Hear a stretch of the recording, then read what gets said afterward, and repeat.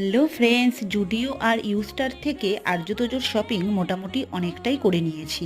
এবার বাদবাকিটা করতে স্টার মলে চলে এসেছি। বাচ্চা দুটোর খিদে পেয়ে গেছে বলে আগেই চলে আসলাম স্টার মলের ফুড কোর্টে। ওদের বায়না মেটাতে অর্ডার করে দিলাম চিকেন পিৎজা উইথ কোল্ড কফির একটা করে কম্বো। এখানকার মশালা চাটা কিন্তু আমার খুব ফেভারিট, তাই আমি আর বোন খেলাম মশালা চায়, আর তার সাথে বাইরে থেকে কিনে এনেছিলাম কিছু চিপস, সেই চিপস চায়ের সাথে খেলাম।